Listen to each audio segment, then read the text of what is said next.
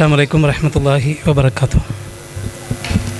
الحمد لله حمدا كثيرا طيبا مباركا فيه الذي أرسله بالهدى ودين الحق ليظهره على الدين كله وكفى بالله شهيدا. വേദിയിലെ IIC-യുടെ national wing ഭാരവാഹികളെ, പ്രിയപ്പെട്ട കേരള ഘടകം MGM-ൻ്റെ സാരഥികളെ, പ്രിയപ്പെട്ട സഹോദരിമാരെ, അള്ളാഹുവിൻ്റെ അപാരമായ അനുഗ്രഹത്താൽ ഏറെ സന്തോഷം നൽകുന്ന ഇസ്ലാഹി സെൻ്ററിൻ്റെ ഒരു പ്രവർത്തകൻ എന്നുള്ള നിലയിൽ ഏറെ സന്തോഷം നൽകുന്ന ഒരു സന്ദർഭത്തിലൂടെയാണ് കടന്നുപോയിക്കൊണ്ടിരിക്കുന്നത്. കാരണം ഏറെ നാളായി ആഗ്രഹിക്കുകയും ഇതുപോലെ മസ്കറ്റിലും ഒമാനിൻ്റെ വിവിധ പ്രദേശങ്ങളിലുമുള്ള വനിതകളെ ഒരുമിച്ച് കൂട്ടി ഇത്തരമൊരു സംഗമം നടത്തണമെന്ന ഏറെക്കാലത്തെ ആഗ്രഹം അള്ളാഹുവിൻ്റെ വലിയ അനുഗ്രഹത്താൽ ഇന്നിവിടെ സംഘടിപ്പിക്കാൻ സാധിച്ചിരിക്കുകയാണ്. അതിന് നേതൃത്വം നൽകിയ വളരെ ഭംഗിയായ രൂപത്തിൽ തന്നെ കഴിഞ്ഞ ഏകദേശം 2 ആഴ്ചക്കാലത്തോളം വിശ്രമമില്ലാതെ നിരന്തരമായ പ്രവർത്തനങ്ങളാണ് ഇസ്ലാഹി സെൻ്ററിൻ്റെ വിമൻസ് വിങ് നടത്തിയത് എന്ന് പ്രത്യേകമായി ഓർക്കുകയും അള്ളാഹു അവരുടെ ആ പ്രവർത്തനങ്ങൾക്ക് അർഹമായ പ്രതിഫലം നൽകി അനുഗ്രഹിക്കട്ടെ എന്ന് പ്രാർത്ഥിക്കുകയും ചെയ്യുകയാണ്. എന്താണ് ഖുർആൻ വിജ്ഞാന പരീക്ഷ, എന്താണ് QVP എന്നതൊരൽപ്പസമയം ഈ വനിതാ സമ്മേളനത്തിൻ്റെ സമാപനത്തിൽ നിങ്ങളോട് സംസാരിക്കണമെന്നതാണ് എന്നോട് ആവശ്യപ്പെട്ടിട്ടുള്ളത്. കാരണം QVP-യുടെ പഠിതാക്കളിലേറെയും സഹോദരിമാരായ നിങ്ങളാണ്. അതുകൊണ്ട് തന്നെ നിങ്ങളിലൂടെ ഒരുപാട് സഹോദരിമാർക്ക് ഈ സന്ദേശം ഇനിയും എത്തേണ്ടതുണ്ട് എന്നതിനാൽ അതിൻ്റെ പ്രാധാന്യവും ഒരൽപ്പം അതുമായി ബന്ധപ്പെട്ട കാര്യങ്ങളും സംസാരിക്കണം എന്ന് വിചാരിക്കുകയാണ്. QVP എന്താണ് എന്ന് പറയുന്നതിന് മുൻപേ ഈ കഴിഞ്ഞ 2 മാസങ്ങൾക്ക് മുൻപ് എൻ്റെ മൊബൈലിലേക്കൊരു മെസ്സേജ് വന്നു. ആ മെസ്സേജ് വന്ന നമ്പർ ഞാൻ സേവ് ചെയ്തിട്ടുണ്ടായിരുന്നു. ഞാൻ സേവ് ചെയ്തിട്ടുണ്ടായിരുന്നത് QVP സ്റ്റുഡൻറ്റ് എന്ന് പറഞ്ഞുകൊണ്ടാണ്. യഥാർത്ഥത്തിൽ അവരാരാണ് എന്നെനിക്കറിയില്ല. ഏതായിരുന്നാലും അവരുടെ സംസാരത്തിൽ നിന്ന് എനിക്ക് മനസ്സിലായി ഒരു ജ്യേഷ്ഠ സഹോദരിയാണ് എന്ന്. അവരെന്നോട് പറഞ്ഞ വാചകം, ഞാനിപ്പോൾ നിങ്ങൾക്ക് ഈ മെസ്സേജ് അയക്കുന്നത് കോഴിക്കോടെ ഒരു ഹോസ്പിറ്റലിൻ്റെ ICU-വിൻ്റെ മുന്നിൽ നിന്നുകൊണ്ടാണ്. ഞാനും എൻ്റെ മക്കളും എൻ്റെ കുടുംബവും എൻ്റെ കുടുംബക്കാരും ഏറെ സങ്കടത്തോടുകൂടെ വിഷമത്തോടുകൂടെ ഇരിക്കുന്ന ഒരു സാഹചര്യത്തിൽ QVP-യുമായി ബന്ധപ്പെട്ട് നിരന്തരമായ കാര്യങ്ങൾ ഗ്രൂപ്പിലൂടെ അപ്ഡേറ്റ് ചെയ്യുന്നത് നിങ്ങളാണ് എന്ന് മനസ്സിലാക്കിക്കൊണ്ടാണ് നിങ്ങളോട് 2 കാര്യങ്ങൾ എനിക്ക് പറയാനുള്ളത്, ചോദിക്കുവാനുമുള്ളത്. അവർ പറഞ്ഞ ഒന്നാമത്തെ കാര്യം എന്താണെന്നറിയോ? എൻ്റെ ഭർത്താവ് ഇപ്പോൾ ICU-ലാണ്. ഇവിടെ ഒമാനിൽ നിങ്ങളെപ്പോലെ നമ്മളെപ്പോലെ പ്രവാസ ജീവിതം നയിക്കാൻ ഈ രാജ്യത്തേക്ക് കടന്നു വരികയും ഇവിടെ ബിസിനസ്സുമായി നല്ലൊരു ജീവിതം മുന്നോട്ട് കൊണ്ടുപോവുകയും ചെയ്യുന്നതിനിടയിലാണ് സന്തോഷകരമായ ആ ഒരു കുടുംബ ജീവിതത്തിലേക്ക് അദ്ദേഹത്തിന് ഒരസുഖമാണെന്ന ദുഃഖകരമായൊരവസ്ഥ, ഒരു ന്യൂസ് വരുന്നത്. ഒരു ടെസ്റ്റിൽ മനസ്സിലാക്കുകയും ക്യാൻസറാണെന്ന് തിരിച്ചറിയുകയും ഇനി പ്രത്യേകിച്ച് ചികിത്സകളൊന്നുമില്ല എന്ന് മനസ്സിലാക്കി അദ്ദേഹത്തെ നാട്ടിലേക്ക് കൊണ്ടുപോവുകയും ആ രോഗത്തിൻ്റെ അവസാന സ്റ്റേജിലേക്ക് കടക്കുകയും വേദന സഹിക്കവയ്യാതെ പെയിൻ കില്ലർ നൽകുന്നു. ഉറക്കം കിട്ടാത്ത രാത്രികളായതുകൊണ്ട് ഉറക്ക ഗുളിക നൽകുന്നു. അവർ ചോദിച്ച ചോദ്യം ഇതാണ്: എൻ്റെ ഭർത്താവ് ഇന്നുവരെ സുബഹി നമസ്കാരം ഒഴിവാക്കിയിട്ടില്ല. സുബഹി മാത്രമല്ല, തഹജ്ജുദും അവർ കൃത്യമായി നിർവഹിക്കുന്നുണ്ട്. പക്ഷേ ഇപ്പൊ ഉറക്ക ഗുളിക കഴിക്കുന്നതിനാൽ പലപ്പോഴും സുബഹിന്റെ സമയം കഴിഞ്ഞിട്ടാണ് അവർ എഴുന്നേൽക്കുന്നത്. അവർക്കതിനുള്ള ശിക്ഷയുണ്ടാകുമോ എന്നതായിരുന്നു ഒന്നാമത്തെ ചോദ്യം. രണ്ടാമത്തെ ചോദ്യം: എൻ്റെ ഭർത്താവ്, ഞാൻ മനസ്സിലാക്കുന്നു, ഈ രോഗവുമായി ബന്ധപ്പെട്ട് ഇനി പ്രത്യേകിച്ച് ഒരു മാറ്റമുണ്ടാകില്ല എന്നാണ് ഡോക്ടർമാരൊക്കെ പറയുന്നത്. അതുകൊണ്ട് എൻ്റെ ഭർത്താവിൻ്റെ മരണം ഒരു പക്ഷേ ഏത് സമയത്തും എനിക്ക് പ്രതീക്ഷിക്കാം. പക്ഷേ ഞാൻ ചോദിക്കുന്ന രണ്ടാമത്തെ ചോദ്യം: എൻ്റെ ഭർത്താവ് മരിച്ചാൽ എനിക്കും എൻ്റെ പെൺമക്കൾക്കും കൂടെ മയ്യത്ത് കുളിപ്പിക്കാൻ കഴിയുമോ? എങ്ങനെയാണ് മയ്യത്ത് കുളിപ്പിക്കേണ്ടത് എന്നതാണ്.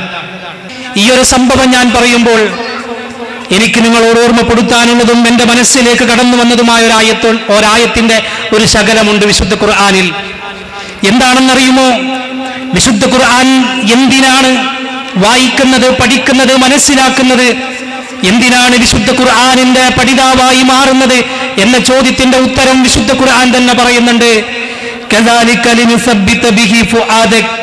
നിന്റെ മനസ്സിന് ധൈര്യം നൽകാനാണ്, നിന്റെ മനസ്സിന് സ്ഥൈര്യം നൽകാനാണ്, നിന്റെ മനസ്സിന് ആശ്വാസം നൽകാനാണ്. ഒരു പക്ഷേ ഒമാനിലെ ഇന്നത്തെ ഖുതുബ കേട്ടവരായിരിക്കാം നിങ്ങളെല്ലാവരും. ഒരു പക്ഷേ ഇന്നത്തെ ഒമാനിലെ ഖുതുബയുടെ പരിഭാഷ കേട്ടവരായിരിക്കാം നിങ്ങളിൽ പലരും. ഇന്നത്തെ ഒമാനിലെ ഖുതുബക്ക് വേണ്ടി ഔക്കാഫ് തെരഞ്ഞെടുത്ത വിഷയം വിശുദ്ധ ഖുർആൻ ശാന്തിയുടെ രഹസ്യമാണ് എന്നതായിരുന്നു. ഏതൊരു പ്രയാസങ്ങൾ അനുഭവിക്കുന്ന മനുഷ്യ മനസ്സിനും സമാധാനം കിട്ടാൻ പല മാർഗങ്ങളിലേക്കും പല കാര്യങ്ങളിലേക്കും ഇറങ്ങിത്തിരിക്കുമ്പോൾ അവിടെ നിങ്ങൾക്ക് സമാധാനം വേണമെങ്കിൽ തീർച്ചയായും മടങ്ങേണ്ടത് വിശുദ്ധ ഖുർആനിലേക്ക് മാത്രമാണ്. ഖുർആനിലൂടെ മാത്രമാണ് നിങ്ങൾക്ക് സമാധാനം ലഭിക്കുകയുള്ളൂ എന്ന ഏറ്റവും വലിയൊരു സന്ദേശമാണ് ഇന്നത്തെ ഖുതുബയിലൂടെ നൽകിയത്. ഖുതുബ അവസാനിപ്പിച്ചത് 3 കാര്യങ്ങൾ പറഞ്ഞുകൊണ്ടാണ്. ഒന്നാമത്തെ കാര്യം, നിങ്ങൾ വിശുദ്ധ ഖുർആൻ പാരായണം ചെയ്യണം. പണ്ടൊക്കെ നിരന്തരമായി പാരായണം ചെയ്തിരുന്നവർ ഇന്നത്തെ വൈകുന്നേരം പലപ്പോഴും വിശുദ്ധ ഖുർആനിന്റെ പാരായണത്തിൽ നിന്നും മാറിപ്പോകുന്ന കാഴ്ചകളാണ് നമുക്ക് കാണുന്നത്. നേരത്തെ ഇവിടെ സൂചിപ്പിച്ചതുപോലെ റിയാലിറ്റി ഷോകൾക്ക് മുമ്പിലും അതുപോലെയുള്ള മൊബൈലിന്റെ സ്ക്രീനിന്റെ മുമ്പിലും മണിക്കൂറുകളോളം ചെലവഴിക്കാൻ പ്രയാസമില്ലാത്ത പലർക്കും വിശുദ്ധ ഖുർആനിന്റെ വരികളിലൂടെ കടന്നുപോകാൻ പ്രയാസപ്പെടുന്ന കാഴ്ചകൾ കാണുമ്പോൾ ഇന്നത്തെ ഖുതുബയിലെ അവസാന ഭാഗത്തും 3 കാര്യങ്ങൾ പറഞ്ഞതിൽ ഒന്നാമത്തെ കാര്യം, വിശുദ്ധ ഖുർആൻ നിരന്തരമായി നിങ്ങൾ പാരായണം ചെയ്യണം. രണ്ടാമത്തെ കാര്യം, കഴിയുന്നത്ര നിങ്ങൾ മനഃപ്പാഠമാക്കണം.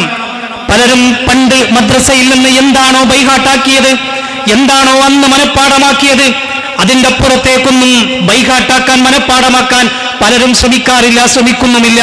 നമുക്ക് കഴിയണം. ഒരു സൂറത്ത് ഒരു പക്ഷേ എല്ലാം ഈ പ്രായത്തിൽ, നമ്മുടെ ഭാഷയിൽ പറഞ്ഞാൽ ഈ പ്രായത്തിൽ ഒരു പക്ഷേ കഴിഞ്ഞുകൊള്ളണമെന്നില്ല. ഒരായത്ത് പഠിക്കാൻ കഴിയോ? ഒരായത്ത് പഠിക്കാൻ കഴിയോ? എങ്കിൽ ആ ആയത്ത് സന്തോഷത്തോടെ ബൈഹാട്ടാക്കാൻ നമുക്ക് സാധിക്കേണ്ടതുണ്ട്. ഇതാണ് 2 കാര്യങ്ങൾ പറഞ്ഞത്. മൂന്നാമത്തെ കാര്യം കുറച്ചുകൂടെ വിശാലമായ രൂപത്തിലാണ് ഖതീബ് ഓർമ്മപ്പെടുത്തിയത്. തദബ്ബുറുണ്ടാവണം, ഖുർആൻ പാരായണം ഉണ്ടാകണം, ഖുർആൻ മനഃപ്പാഠമാക്കണം. പോരാ, വിശുദ്ധ ഖുർആൻ തദബ്ബുർ ചെയ്യണം. എന്താണ് തദബ്ബുർ എന്ന് പറഞ്ഞാൽ? അത് വിശുദ്ധ ഖുർആൻ തന്നെ പറയുന്നുണ്ട്. അഫലാ യതദബ്ബറൂനൽ ഖുർആന അം അലാ ഖുലൂബിൻ അഖ്ഫാലുഹാ. നിങ്ങൾ വിശുദ്ധ ഖുർആനെ തദബ്ബുർ ചെയ്യാതെ മനസ്സ് പൂട്ടി വെച്ചിരിക്കുകയാണോ എന്ന്. വിശുദ്ധ ഖുർആൻ തദബ്ബുർ ചെയ്തിട്ടില്ല എങ്കിൽ, വിശുദ്ധ ഖുർആൻ തദബ്ബുർ ചെയ്യാൻ ഒരുങ്ങിയിട്ടില്ല എങ്കിൽ തീർച്ചയായും ആ മനസ്സുകളെ, ആ മനുഷ്യന്മാരെ, കൽബുകളെ കുറിച്ച് വിശുദ്ധ ഖുർആൻ പറഞ്ഞ വാചകം അത് ലോക്ക് ചെയ്തു വെച്ച ഹൃദയങ്ങളാണ്, അതിലേക്കൊന്നും കടന്നു ചെല്ലുകയില്ല എന്നതാണ്. വിശുദ്ധ ഖുർആൻ ഒരു വിഭാഗം രോഗികളുടെ കൽബിനെ കുറിച്ച് പറയുന്നുണ്ട്. ആ കൽബിന്റെ പ്രത്യേകത എന്തെന്നറിയോ?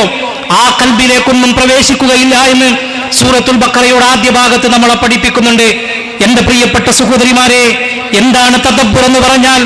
ഖുർആനിന്റെ ആയത്തുകളിലൂടെ സഞ്ചരിക്കാൻ നമുക്ക് സാധിക്കണം. വിശുദ്ധ ഖുർആൻ ഓതിയിട്ട് എനിക്കൊരു മാറ്റവും വരുന്നില്ല എന്ന് പറയുന്നവർ, വിശുദ്ധ ഖുർആൻ വായിച്ചിട്ട് എനിക്കൊരു മാറ്റവും വരുന്നില്ല എന്ന് പറയുന്നവർ, എനിക്കൊരു സമാധാനവും പ്രത്യേകിച്ചൊന്നും ഖുർആനിൽ നിന്ന് ലഭിക്കുന്നില്ല എന്ന് പറയുന്നവർ ഓർക്കണം, എന്താണ് വിശുദ്ധ ഖുർആനിൽ നിന്നും നമുക്ക് ലഭിച്ചിട്ടുള്ളത്? വിശുദ്ധ ഖുർആനിന്റെ അർത്ഥങ്ങൾ പഠിക്കാൻ, അതിന്റെ ആശയങ്ങൾ പഠിക്കാൻ പലപ്പോഴും പലരും ശ്രമിക്കാറില്ല, അതിനുവേണ്ടി സമയം കണ്ടെത്താറില്ല എന്നതൊരു സത്യമാണ്. ആലോചിച്ചു നോക്കൂ നിങ്ങൾ. ഇന്നിവിടെ നിങ്ങൾ കണ്ടില്ലേ സിലബസ്? വിശുദ്ധ ഖുർആൻ ഇന്ത്യൻ ഇസ്ലാഹി സെന്ററിന് അഭിമാനത്തോടുകൂടി ഈ വേദിയിൽ നിൽക്കുമ്പോ, പ്രത്യേകിച്ച് അടുത്ത ഒരു സെഷനായി വിശുദ്ധ ഖുർആനിന്റെ വിജയികൾക്കുള്ള സമ്മാനദാനം നിർവഹിക്കാനുള്ള അതിന്റെ മുന്നിൽ നിൽക്കുമ്പോ, ഈ സിലബസ് നിങ്ങൾക്ക് മുന്നിൽ എടുത്തു കാണിക്കുമ്പോ അഭിമാനത്തോടുകൂടി പറയാൻ കഴിയും, ഇസ്ലാഹി സെന്ററിന്റെ ഭാരവാഹികൾക്ക് നാളെ റബ്ബിന്റെ കോടതിയിൽ അഭിമാനത്തോടുകൂടി എഴുന്നേറ്റെന്ന് പറയാൻ കഴിയും, അല്ലാഹുവേ, പ്രവാസ ജീവിതത്തിലേക്ക് ഞങ്ങളുടെ ജീവിതത്തിന്റെ പല ഭാരങ്ങളുമായി കടന്നു ചെന്നിട്ടും അതിനിടയിൽ ഒമാനിലെ മലയാളികൾക്കിടയിൽ, പ്രത്യേകിച്ച് മുസ്ലിം സമൂഹത്തിനിടയിൽ, മുസ്ലിമുകൾക്കിടയിൽ ഈ വിശുദ്ധ ഖുർആനിന്റെ 19ഓളം ജുസുകൾ ഇക്കഴിഞ്ഞ 19 വർഷങ്ങളിലായി ഞങ്ങൾക്ക് നൽകാൻ കഴിഞ്ഞിട്ടുണ്ട്. ഓരോ വർഷവും ഓരോ ജുസുകൾ പ്രത്യേകമായി പ്രിന്റ് എടുത്ത് ഈ മലയാളികൾക്ക് മുമ്പിൽ പ്രത്യേകിച്ചൊരു ചെലവുമില്ലാതെ തന്നെ നാഥ അവരൊന്ന് വായിക്കട്ടെ, അവരൊന്ന് പഠിക്കട്ടെ, അവരൊന്ന് വിശുദ്ധ ഖുർആനിനെ തദബ്ബുർ ചെയ്യട്ടെ എന്ന ആഗ്രഹത്തോടുകൂടെ വലിയ പടച്ച റബ്ബിന്റെ പ്രതിഫലം ആഗ്രഹിച്ചുകൊണ്ട് മാത്രം ഇത് സ്പോൺസർ ചെയ്തവരുണ്ട്. ആ ചെയ്ത ആളുകളുടെ നീയത്തോടുകൂടി തന്നെ ഒമാനിലെ പരമാവധി മലയാളികൾക്ക് എത്തിക്കാൻ വേണ്ടി ഇസ്ലാഹി സെന്റർ ശ്രമിച്ചുകൊണ്ടിരിക്കുമ്പോ 19ാമത്തെ ജുസ് ആണ്. നേരത്തെ ഇവിടെ ഉദ്ഘാടന ഭാഷണത്തിൽ റാബിയത്ത് ഓതിയില്ലേ, ഫല്യതനാഫസിൽ മുതനാഫിസൂൻ. അത് കഴിഞ്ഞ് ആയിഷ ടീച്ചർ ഓതിയില്ലേ, വസാരിഉ ഇലാ റബ്ബിക്കും വസാരിഉ ഇലാ മഗ്ഫിറത്തുൻ മിർ റബ്ബിക്കും. അതെല്ലാം പഠിപ്പിക്കുന്നത് നിങ്ങൾ മത്സരിക്കണമെന്നാണ്. എന്തിന്റെ പേരിൽ? ബ്ലോഗുകൾ കണ്ട്, യൂട്യൂബുകൾ കണ്ട്, ഫുഡുകൾ ഉണ്ടാക്കി അതെല്ലാം സ്റ്റാറ്റസ് വെച്ച് മത്സരിക്കണമെന്നല്ല അതിനർത്ഥം. മറിച്ച് വിശുദ്ധ ഖുർആൻ പഠിച്ച് വിശുദ്ധ ഖുർആൻ മനസ്സിലാക്കി അതിന്റെ പേരിൽ ആ വിശുദ്ധ ഖുർആനിന്റെ വിജയിയാണ് ഞാൻ എന്ന അഭിമാനത്തോടുകൂടെ പറയാൻ നമുക്ക് കഴിയണം. ആലോചിച്ചു നോക്കൂ നിങ്ങൾ. 3 ഘട്ടങ്ങളിലായിട്ടാണ് ഇസ്ലാഹി സെന്റർ എക്സാം നടത്തുന്നത്. എന്തിനാണെന്നറിയോ? അതൊക്കെ ഒന്ന് വിവിധ ഘട്ടങ്ങളിലൂടെ ഈ ഖുർആൻ പഠിക്കണം, പഠിപ്പിക്കണമെന്ന ആഗ്രഹത്തോടു കൂടിയാണ്. 1ാമത്തെ ഘട്ടം ഓപ്പൺ ബുക്ക് എക്സാം ആണ്. ഇത് ജുസ് 19ന്റെ ചോദ്യങ്ങളാണ്. ഈ ചോദ്യങ്ങൾ നേരത്തെ നിങ്ങൾക്ക് നൽകുന്നുണ്ട്. ആ ചോദ്യങ്ങൾ ഈ സിലബസ് തുറന്നു വെച്ചുകൊണ്ട് ഏതൊരു മലയാളം വായിക്കാൻ അറിയുന്നവർക്കും അഭിമാനത്തോടുകൂടെ വായിച്ചു നോക്കാൻ വിശുദ്ധ ഖുർആനിലെ ഈ സിലബസ് നിങ്ങൾക്ക് മുമ്പിൽ ഞങ്ങൾ സമർപ്പിച്ചിട്ടുണ്ട്. ഈ സിലബസിലൂടെ കണ്ണോടിച്ച് ഈ ചോദ്യങ്ങൾക്ക് ഉത്തരം നൽകാൻ 4 മാസങ്ങളോളം സമയമുണ്ട്. ആ 4 മാസങ്ങൾക്കുള്ളിൽ ഈ ചോദ്യങ്ങൾക്ക് ഉത്തരം പൂർത്തിയാക്കി അതിന്റെ വാട്സപ്പ് നമ്പറിലേക്ക് നിങ്ങൾ സെൻഡ് ചെയ്താൽ അതാണ് ഓപ്പൺ ബുക്ക് എക്സാം. ആ ഓപ്പൺ ബുക്ക് എക്സാം വേൾഡിലെ അതേപോലെ തന്നെ എല്ലാ ഭാഗങ്ങളിൽ നിന്നും, ഒമാനിലുള്ളവർക്ക് മാത്രമല്ല ഒമാനിന് പുറത്തുള്ളവർക്കും പങ്കെടുക്കാൻ പറ്റുന്ന രൂപത്തിൽ ഈ ഓപ്പൺ ബുക്ക് എക്സാം നമ്മൾ സംഘടിപ്പിക്കുമ്പോൾ ഇതിന്റെ ഒരു പ്രോത്സാഹനം എന്നോണം ആദ്യത്തെ 10 വിജയികൾക്ക് നാട്ടിലെ ഒരു 3000 രൂപ അതിന്റെ ക്യാഷ് പ്രൈസായി ഒരു പ്രോത്സാഹന സമ്മാനം നൽകുകയാണ്. 2ാമത്തെ ഘട്ടം എന്തെന്നറിയോ? ഓൺലൈൻ എക്സാം ആണ്. അഥവാ റമദാനിന്റെ 2ാമത്തെ വെള്ളിയാഴ്ച ലോകത്തിന്റെ എല്ലാ ഭാഗങ്ങളിൽ നിന്നും നിങ്ങൾക്ക് കഴിയുന്ന ഒരു അരമണിക്കൂർ മാത്രം സമയമെടുത്ത് അറ്റൻഡ് ചെയ്യാൻ കഴിയുന്ന രൂപത്തിൽ ഓൺലൈൻ എക്സാം സംഘടിപ്പിക്കുന്നു. അതിനും ഒരു പ്രോത്സാഹനമുണ്ട്. 10000 രൂപയാണ് ഫസ്റ്റ് പ്രൈസ്, സെക്കൻഡ് പ്രൈസ് 5000 രൂപയാണ്, തേർഡ് പ്രൈസ് 3000 രൂപയാണ്. 3ാമത്തെ എക്സാം ആണ് ഫൈനൽ എക്സാം.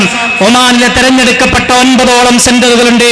സീബിലുണ്ട്, സുവൈക്കിലുണ്ട്, സോഹാറിലുണ്ട്, സഹമിലുണ്ട്, ബുറൈനിയിലുണ്ട്, സലാലയിലുണ്ട്, നിസ്വയിലുണ്ട്, മസ്കറ്റിലുണ്ട്, സൂറിലുണ്ട്. ഇങ്ങനെ തുടങ്ങി അതേപോലെ തന്നെ ഉസ്താക്കിലെയും പഠിതാക്കൾ വിശുദ്ധ ഖുർആനിന്റെ ഈ പരീക്ഷയിൽ പങ്കെടുക്കുന്നുണ്ട്. ഇങ്ങനെ വ്യത്യസ്തമായ പ്രദേശങ്ങളിലെ ആളുകൾക്ക് ഒരുമിച്ച് കൂടാൻ ഒരു സെന്റർ ഒരുക്കുകയും അവിടെ നോമ്പുതുറ ഒരുക്കുകയും അവിടെയുള്ള ആളുകൾക്ക് വിശുദ്ധ ഖുർആനിന്റെ ഈ എക്സാം എഴുതാനുള്ള സംവിധാനം ഒരുക്കുകയും അതിൽ വിജയിയായ ആളുകൾക്ക് ഫസ്റ്റ് പ്രൈസ് റിട്ടേൺ ടിക്കറ്റ്, നാട്ടിലേക്ക് പോയി തിരിച്ചു വരാനുള്ള റിട്ടേൺ ടിക്കറ്റ്, 2ാമത്തെ പ്രൈസ് വൺ വേ ടിക്കറ്റ്, 3ാമത്തെ പ്രൈസ് വിശുദ്ധ ഖുർആൻ അമാനി മൗലവിയുടെ തഫ്സീർ. അത് കഴിഞ്ഞ് ആദ്യത്തെ 10 റാങ്കുകാർക്ക് പ്രത്യേകമായ പ്രോത്സാഹനം. ഇതൊന്നും വിശുദ്ധ ഖുർആനിന്റെ പഠിതാക്കൾക്ക് മതിയാകില്ല, ഈ പ്രോത്സാഹനവും ഈ സമ്മാനവും എന്ന് ഞങ്ങൾക്കറിയാം. പക്ഷേ ഇതൊരു പ്രോത്സാഹനമാണ്. പറഞ്ഞല്ലോ, എന്തിനാണ് ഈ പ്രോത്സാഹനം? വിശുദ്ധ ഖുർആനിന്റെ പഠനത്തിന് വേണ്ടിയുള്ള പ്രോത്സാഹനമാണ്. എന്റെ പ്രിയപ്പെട്ട സഹോദരങ്ങളെ, ഞാൻ അവസാനിപ്പിക്കുകയാണ്. എനിക്ക് നിങ്ങളോട് പറയാനുള്ളത്, ഇവിടെ വന്നവർ എഴുതണമെന്നല്ല.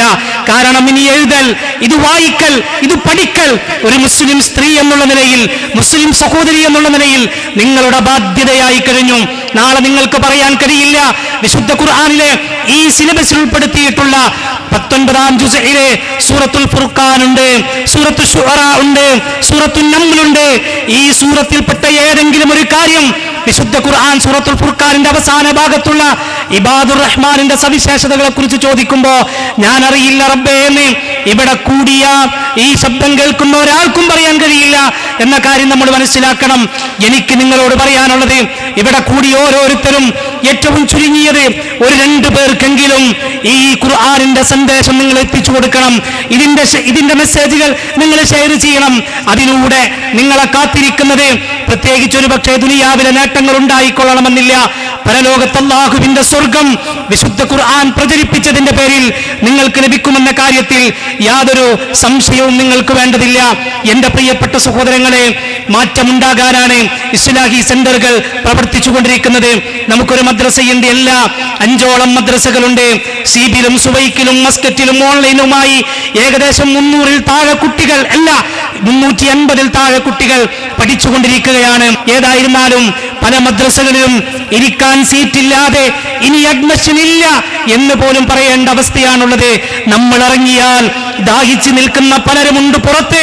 ഈ വിജ്ഞാനത്തിനു വേണ്ടി വിശന്നിരിക്കുന്ന പലരുമുണ്ട്. ഈ ഖുർആനിന് വേണ്ടി അതെത്തിച്ചു കൊടുക്കേണ്ടത് നമ്മുടെ ബാധ്യതയാണ്.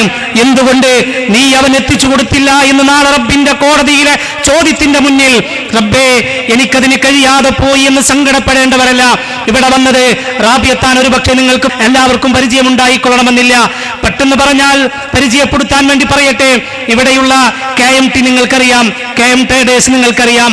അതിന്റെ ഉടമയാണ്, അതിന്റെ ഓണറാണ്, ആ മുഹമ്മദ് കയുടെ ഭാര്യയാണ് നമ്മുടെ റാബിയത്ത. ഇസ്ലാഹി സെന്ററിന്റെ സജീവമായ പ്രവർത്തനങ്ങൾക്ക് നമ്മുടെ കൂടെ എന്നും എല്ലാ നിലക്കും സഹായങ്ങളും സഹകരണവുമായി കൂടെയുണ്ട്.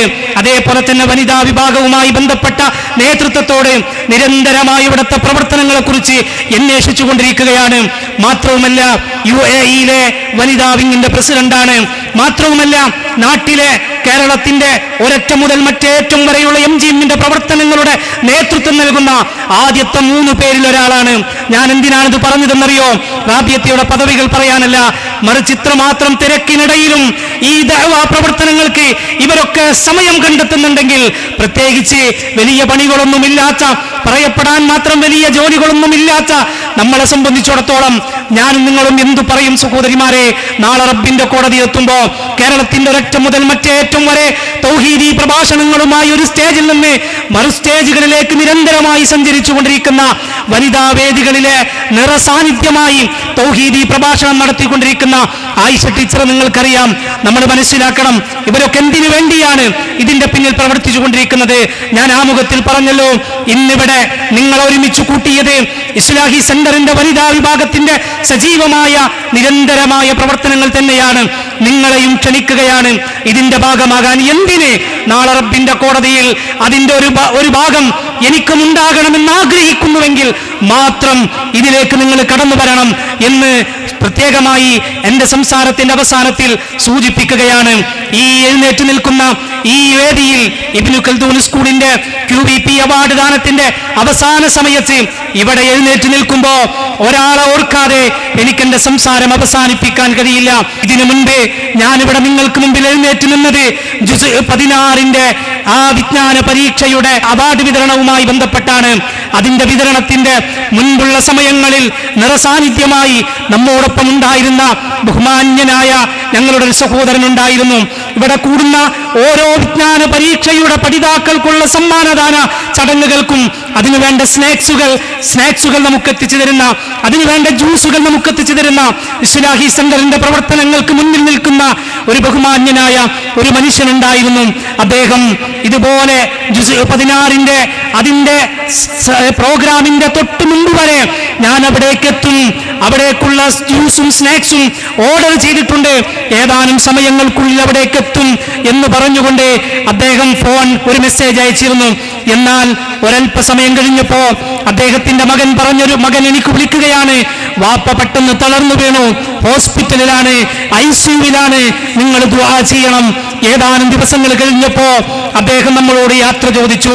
പേരൊരു പക്ഷേ എന്റെ സംസാരം കേട്ടപ്പോഴേക്കും നിങ്ങളുടെ മനസ്സിലേക്ക് അദ്ദേഹത്തിന്റെ പേര് വന്നിട്ടുണ്ടാകും, അദ്ദേഹത്തിന്റെ മുഖം വന്നിട്ടുണ്ടാകും. അദ്ദേഹത്തെ ഒരു പക്ഷേ എല്ലാവരും സ്നേഹത്തോടെ വിളിച്ചിരുന്ന പേര് ലുലു റസാഖ് സാഹിബ് എന്നായിരുന്നു, ലുലു അബ്ദുൾ റസാഖ് സാഹിബ് എന്നായിരുന്നു. അദ്ദേഹം ഇന്ന് നമ്മോടൊപ്പമില്ല.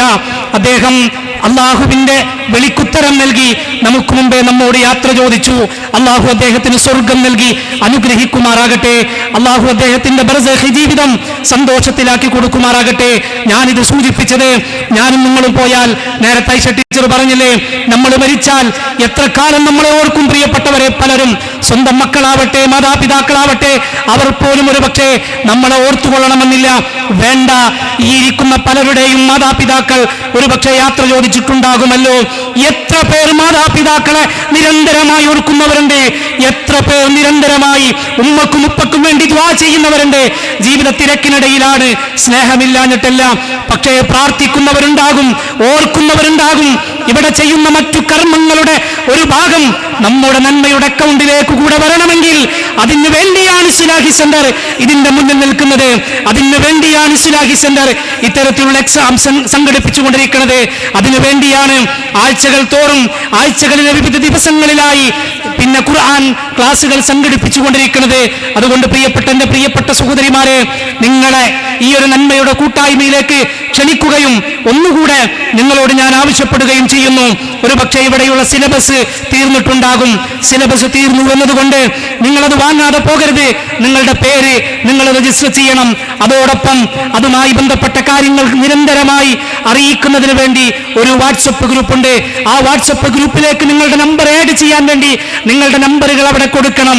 എന്നിട്ട് അതിലേക്ക് വരുന്ന മെസ്സേജുകൾ ഈ ഒമാനിൽ എന്നല്ല മറ്റുള്ള രാജ്യങ്ങളിൽ താമസിക്കുന്നവരിലേക്ക് പോലും നിങ്ങൾ ഷെയർ ചെയ്തു കൊടുക്കണം.